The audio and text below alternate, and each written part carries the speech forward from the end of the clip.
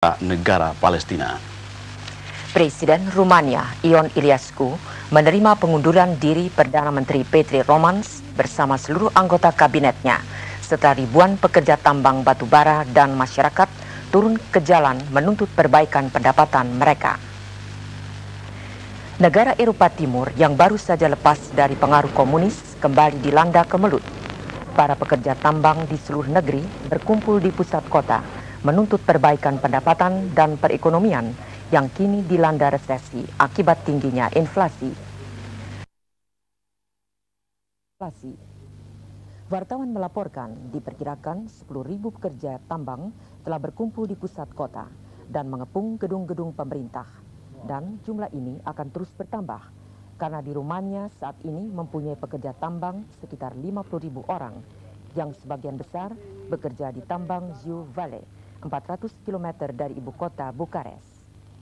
Para pekerja yang semula mempunyai misi perdamaian dan ingin berbicara langsung dengan Perdana Menteri Romans akhirnya menimbulkan kerusuhan dan merusak bangunan sehingga akhirnya pasukan keamanan dikerahkan meredakan namun tidak berhasil.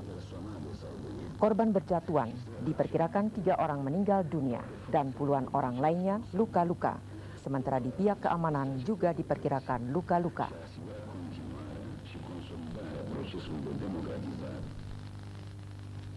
Menteri Keuangan Jepang, Ryutaro Hashimoto, kemarin mengemukakan kepada fraksi LDP untuk mengundurkan diri sebagai pertanggungjawaban atas serangkaian peristiwa skandal keuangan yang terjadi di Jepang. Sekretaris Hashimoto juga dinyatakan terlibat dalam masalah pinjaman kredit pengusaha yang tidak sah. Sebagai pernyataan ikut bertanggung jawab, Ryutaro Hashimoto akan menyerahkan permohonan pengunduran dirinya secara resmi kepada Perdana Menteri Kaifu. Namun Perdana Menteri Kaifu meminta Hashimoto menunda pengunduran dirinya sampai sidang Menteri Keuangan 7 negara industri di Bangkok selesai. Sidang dijadwalkan tanggal 12 Oktober mendatang dan disusul dengan sidang moneter internasional dan sidang Bank Dunia dari tanggal 13 sampai 17 Oktober. Sidang kelompok 7 negara industri akan membahas bantuan kepada Uni Soviet. Dalam dengar pendapat di depan parlemen, Hashimoto mengemukakan bahwa ia sudah menyerahkan rencana perubahan undang-undang untuk mencegah skandal keuangan di negeri itu. Rancangan perubahan undang-undang akan dibahas minggu depan dalam sidang parlemen. Tentara Yugoslavia ditarik dari barak-barak di kota garis depan yang diperebutkan Kroasia Timur, Vinkovci, kemarin. Penarikan tentara yang telah berminggu-minggu di sana dan bertempur dengan sengit itu dilakukan setelah mengalami kegagalan menembus garis pertahanan Kroasia. Sebelumnya komando militer juga setuju untuk menarik tentara mereka di Republik Bosnia Herzegovina ke barak-barak setelah ada peringatan bahwa kehadiran mereka dapat menimbulkan konflik di Republik yang masyarakatnya terdiri dari berbagai etnis. Penarikan yang merupakan penarikan pertama yang disetujui militer setelah pertempuran di Kroasia ini akan menopang lancarnya gencatan senjata yang diberlakukan baru-baru ini. Sementara itu Presiden Kroasia, Stipe Mesic, yang menurut rencana akan ke Washington hari ini mengatakan akibat pertempuran itu dilaporkan sekitar 1.000 orang tewas dan ribuan lainnya cedera. Jam malam mulai diberlakukan di Zaire setelah Presiden Mobutu Sese Seko kehilangan kontrol atas kerusuhan di negerinya. Pasukan Zaire kemarin melukai beberapa orang dari kelompok anti pemerintah dan warga asing yang berada di negeri ini secara bertahap mulai meninggalkan Zaire yang penuh dengan kerusuhan dan tindak kekerasan. Kerusuhan di Zaire ditimbulkan oleh kelompok tentara merasa gajinya tidak cukup dan penduduk yang serba kekurangan. Para wartawan di Kinshasa di bandara menyaksikan proses evakuasi warga asing yang dikawal oleh pasukan Prancis. Presiden Mobutu Sese Seko dalam masa pemerintahannya saat ini mendapat protes dan aksi kerusuhan yang terbesar sejak negara itu merdeka tahun 1960. Sumber-sumber pemerintah mengkonfirmasikan jumlah orang-orang yang terluka kemarin dan mengatakan kelompok pembangkang menuntut agar pemimpin garis kiri dari Partai Persatuan Lumumba, Antoine Ginsenga, kembali ke panggung politik di negeri itu. Pasukan Belgia dan Prancis terus membantu proses pengungsian untuk menolong ribuan warga Eropa dan Libanon melewati sungai Zaire menuju negara tetangga Kongo. Afrika Selatan mengungsikan 130 warganya dari Zaire. Menteri Luar Negeri Filipina Raul Manglapus mengadakan pertemuan dengan Menteri Luar Negeri Amerika Serikat James Baker kemarin di New York, Amerika Serikat. Dalam pertemuan dengan wartawan, Menteri Luar Negeri Filipina Raul Manglapus mengatakan mantan ibu negara Nyonya Imelda Marcos akan menghadiri sidang tindak kejahatan yang akan berlangsung di Filipina.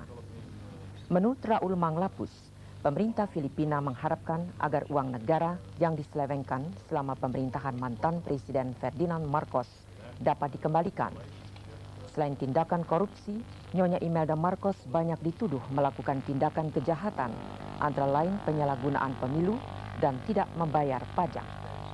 Sementara itu, Menteri Luar Negeri Amerika Serikat James Baker mengatakan, pemerintah Amerika Serikat kecewa atas penolakan Senat tentang pangkalan Subic dan Clark, mengingat bahwa hubungan antar kedua negara sangat lancar selama ini.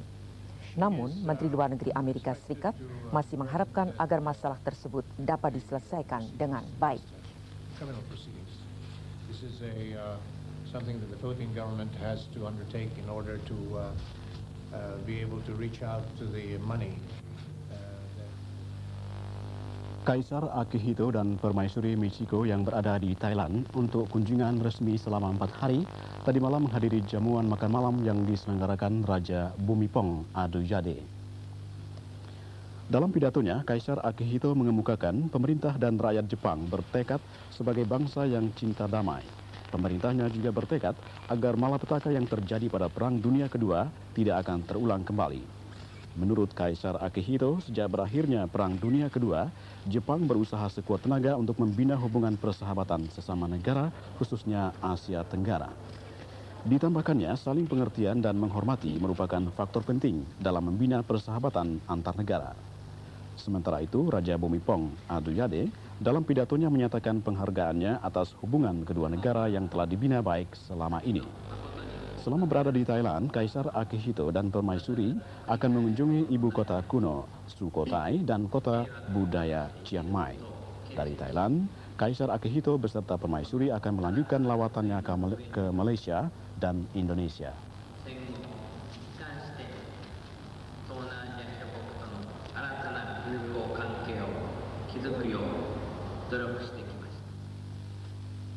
Kepala Staf Angkatan Laut Jepang, Fumio Okabe, kemarin meluncurkan kapal perusak Jepang yang pertama.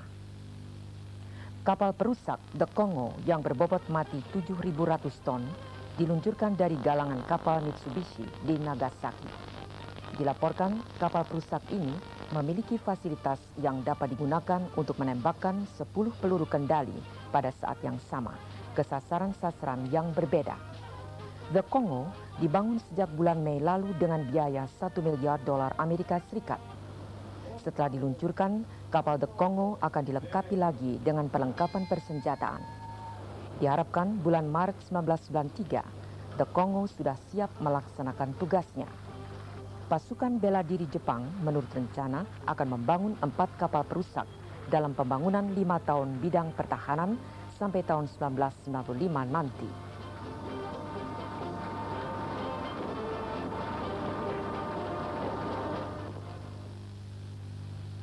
8 orang peneliti dari Amerika Serikat kemarin melangkah secara pasti masuk dalam ruangan tertutup semacam rumah kaca untuk mengadakan penelitian lingkungan hidup. 4 orang wanita dan 4 orang pria akan terisolasi dari dunia luar di dalam ruangan biosfer selama 2 tahun. Ruangan biosfer yang luasnya sekitar 1,27 hektar di daerah Arizona ini dirancang para ahli seperti alam sebenarnya yang dipenuhi flora dan fauna yang dapat memasok kebutuhan para ahli yang berada di dalamnya.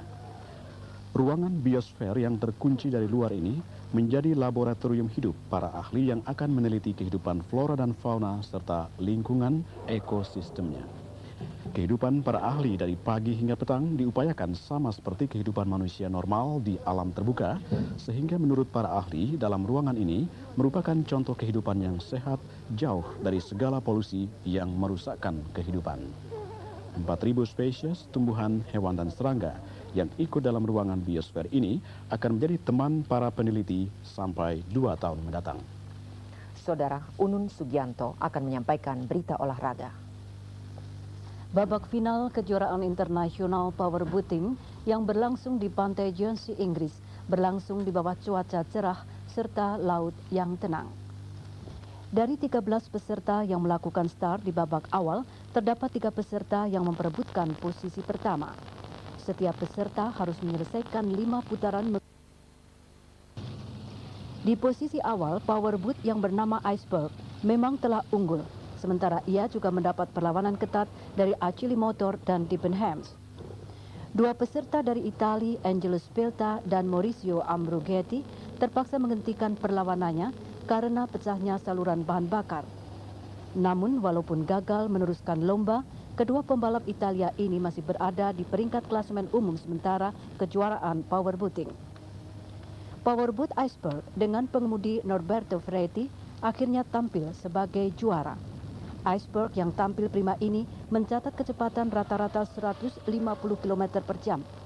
Posisi kedua diraih powerboat Achille Motor, sedangkan tempat ketiga diraih powerboat Zaire.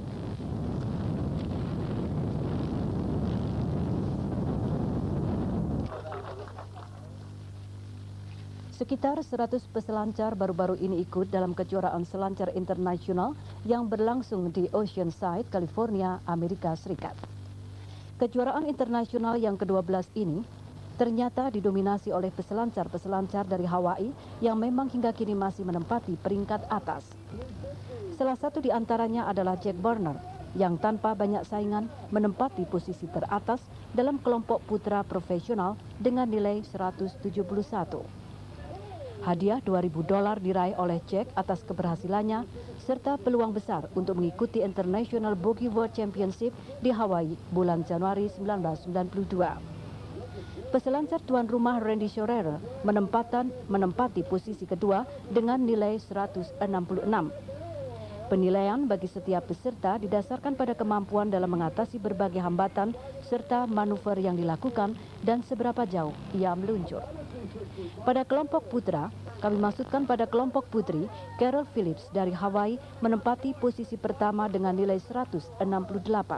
Sementara Madeline Slater dari California berada di urutan kedua.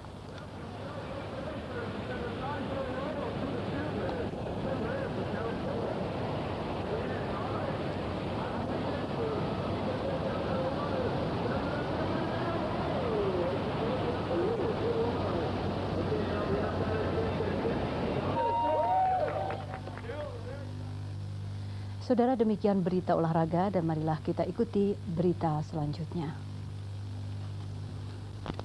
Dalam sejarah monarki Prancis, tak pelak lagi zaman pemerintahan Louis ke-14 yang memerintah tahun 1638 sampai 1715 diakui sebagai puncak kebudayaan Prancis dan tonggak peradaban Eropa. Bukti kedikjayaan pemerintahan Louis ke-14 tergambar di Istana Versailles, walau ia sendiri tidak secara langsung tinggal di sana, melainkan di Istana Louvre, Paris.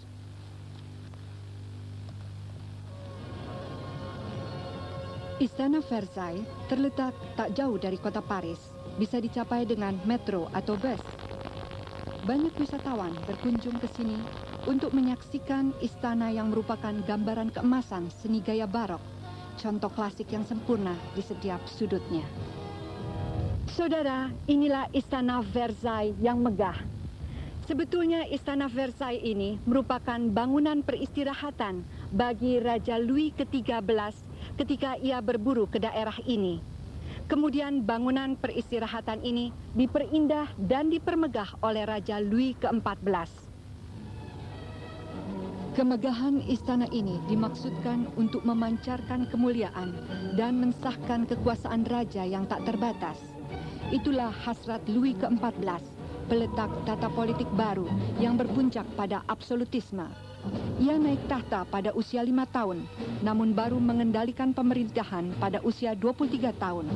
Saat itu digambarkannya sebagai saat yang telah dinantikannya, sekaligus yang ditakutinya. Untuk menghias istana ini didatangkan para arsitek terkenal, serta pelukis dan pematung juga perajin tiup gelas dan renda dari Italia. Seluruh istana dihias dengan marmer, porselen, vas, perhiasan ukiran emas dan perak yang akhirnya